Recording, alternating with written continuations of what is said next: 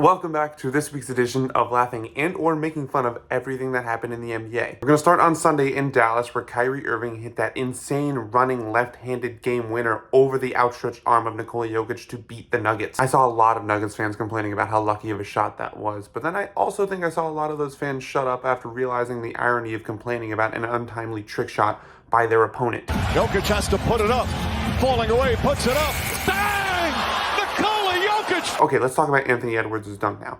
One of the greatest dunks I've ever seen, dunk of the year, but I'm more focused on John Collins because it's one thing to get posterized when you're a small guy like Brandon Knight, or, you don't really have the vertical like Kendrick Perkins, but like John Collins, like what, come on, man, represent. You are like 6'9", 6'10", and you were in the dunk contest at one point or another. You got to give a better contest than that. Speaking of tasting nuts, that same night, Jalen Johnson posterized Austin Reeves in LA.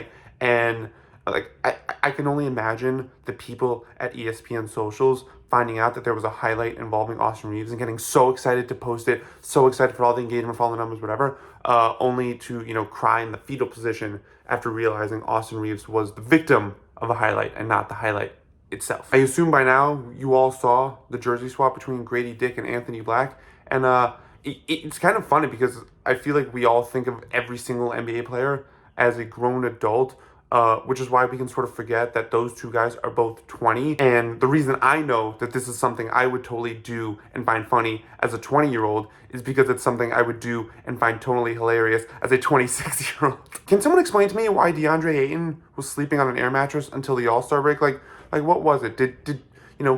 Is he just super cheap? Did Portland sort of lie to him and tell him that his money's not guaranteed until the end of the season, and if he hits these qualifiers? Or like, I feel like he should have called, who was it, Al Jefferson, who had like that custom mattress for a 7-footer? Why didn't he call him?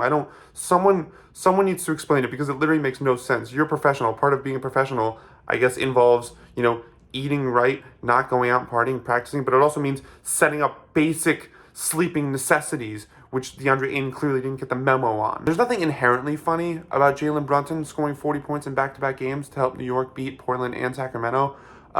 It's just like very funny as a Knicks fan to always see him constantly absolutely obliterate all of his haters and doubters. Like every time I think he's reached like a certain peak, he just like shoots right through it, just busts right through it. Why is it that everything this dude says is like the coolest, coldest thing ever? I think it's so special, but I think it's even doubly special because we currently live in the sports quote graphic era. He is working that in his favor, where a lot of guys sort of tell on themselves and make themselves butt of the jokes. Like, he is using it to his advantage, and this dude is only 19, 20. It's only gonna get better. I love it. Everyone talks about like who's the most like Kobe Bryant in the NBA today. A lot of guys say Devin Booker, Jason Tatum, even Jimmy Butler from a mentality standpoint. But like, I don't want to say DeMar DeRozan because everyone's going to yell at me. Everyone's going to talk about how, no, but he's not at that level talent-wise, and look at all his playoff shortcomings, and obviously he hasn't won a championship. But like, I just watch him. Just watch him do what he does in terms of the footwork, the precision, the post game, the shot making. Like, it's clearly DeMar DeRozan,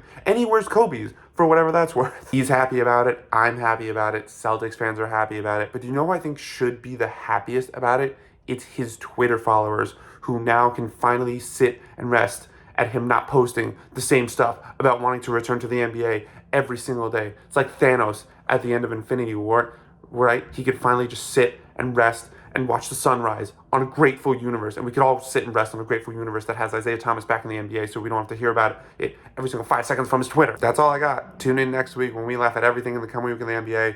Like, subscribe, share it, all that stuff. Just give me all the engagement.